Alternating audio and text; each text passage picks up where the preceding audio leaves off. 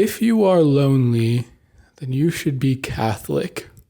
What a provocative video title here today. Maybe you're already offended or just very curious how in the world I'm going to tie those things together. Here's the thing. What I want to talk about today is to make this pretty bold claim that I think the Catholic Church specifically has a radical answer and remedy to isolation and a feeling of loneliness, which I think is pervasive right now. It's one of the things that I know I have experienced much, and I know many people who experience the feeling of I am alone and I don't feel like I belong or that I have good enough friends or community.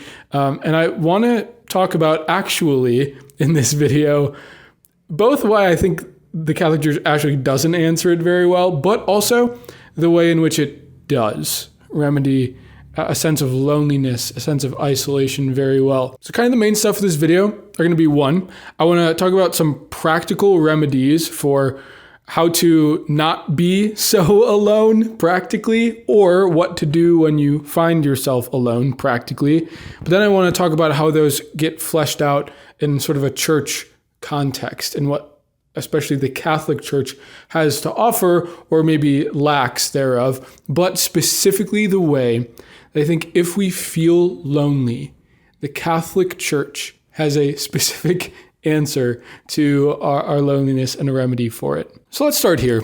You find yourself feeling alone, like maybe you don't have good enough friends or community, that you are by yourself. You feel like, who do I matter to? That's a serious ache that many people feel, that I've felt often. What do you do to be less alone? First step maybe is like, okay, I'm alone. And the Bible says from the beginning in Genesis, God said it is not good for man to be alone. So we need the presence of other people to walk the journey with. So how do you be less alone? Here's the thing, especially I'm going to speak to this as like a young adult, is it takes some real intentionality. And often just people aren't going to fall into your lap and end up right in front of you, especially if you don't do anything to go out and find them. If I sat here on my couch in my house, I would not find new friends. And so it just takes a little bit of a going out, right? Like going out to find people. And this is actually where I am going to say that if you are lonely, the Catholic Church often doesn't have a great answer or remedy for you. I think the Catholic Church could do a far better job of being a place of finding other people. And I don't think that this is the church at large's responsibility. Like, the church does not exist merely as a social club. I think this is actually often a wrong view of a Catholic parish that maybe certain generations have. The Catholic parish is not a social club, but hopefully it is like a home base for people, because it is the people's responsibility to form connections and create and facilitate belonging. It's not the institutional church's responsibility. But I do think that oftentimes it seems to be lacking because the individuals are just dependent on the church and the parish to facilitate this, and then we fail to do our duty, which is to be with people. So I do actually think that the Catholic Church and its people could do a better job of just like reaching out to the new person, reaching out to people in the pews. If someone is alone, then we ought to be the ones, we are the relational missionaries to go and to meet people and to get to know them and to invite them into our lives so that none of us are alone, that we actually belong to something greater than ourselves, our own little community. So maybe in a practical sense of finding people, often it seems to be hard to do at your Catholic Church, but hopefully it is the good people's responsibility to meet you where you are and to form a relationship with you. But the fact of the matter is, as hard as we try to avoid being by ourselves, we will inevitably spend time by ourselves. We will not always be around other people having social interaction.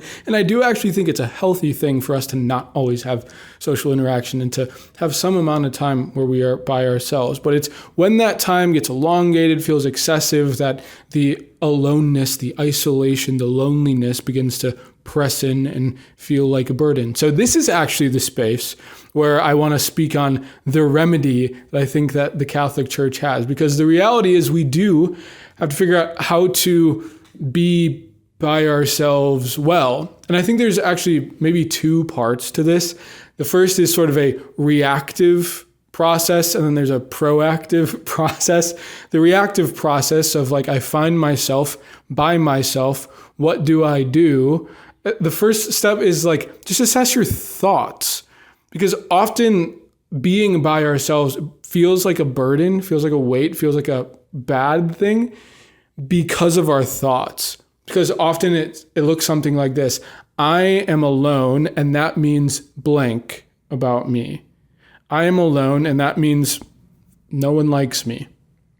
I am alone, and that means no one wants to hang out with me. I'm alone, that means I'm no fun. I'm alone, that means I don't belong. I'm alone, that means I'm too different, and I'll always be alone, and I'm no good.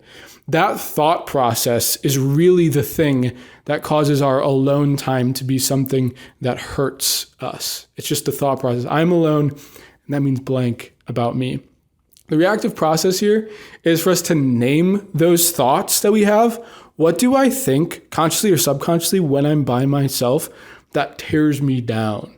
To name them, to acknowledge that's a thought, and to cast them out as lies. Like for me to say, I'm alone, and that means no one likes me, is probably not true. Let's just cast that out. But you might have no real ability, like self-ability, to cast that out on your own, because really, like, you speaking that over yourself, like, no, that's a lie, that's not true, is really almost impossible if all you've ever heard is your own self-thought to say that that is true. So often what we need is the mediation of another's voice, the mediation of another's eyes, gaze, presence, for someone else to come into the space and to say, no, that's a lie, and to cast that out. You are good. You do belong. It's not that no one likes you. You are loved. And when we are by ourselves, without other human beings around, there is no one to speak that over us. And this, hopefully, in the first step, this is where the Lord, a relationship with God, can come into the space where God can speak over you. God can be the mediating voice. God can be the truth that proclaims over you, no, you are good. I created you. I love you. You are my beloved son or daughter with whom I am well pleased. We believe that, particularly in like the sacrament of baptism, that when we are baptized, we receive those same words that were spoken over Jesus in his baptism in the Gospels, where the heavens are open and the Father proclaims, you are my beloved Son with whom I am well pleased. And he says the same thing over us. So this first step of just like, we need to cast out some of the self-deteriorating thoughts that we have when we're alone and reframe the narrative, requires the mediation of another's voice.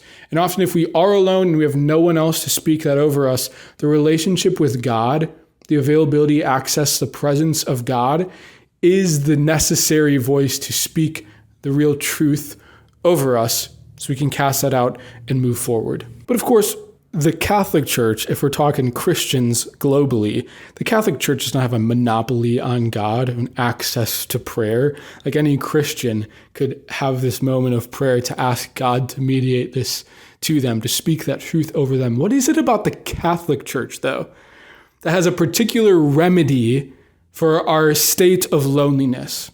When we feel that we are by ourselves, that there's no one there to accompany us, to care for us, to be present to us, what does the Catholic Church have? I want to speak particularly about the sacramental life and especially the Eucharist. In the Catholic Church, where we believe and we profess and we hold to be true, that at every Mass, every Sunday and during the week, every time the priest takes bread and wine, and he consecrates them with the words that Jesus says at the Last Supper, this is my body given for you. This is my blood given for you, my blood which will be poured out for you for the forgiveness of your sins. When the priest proclaims those words, we believe that it is a transformation, a transubstantiation, where what was formerly bread and wine is substantially transformed into the full, real presence of Jesus Christ. that he is now there.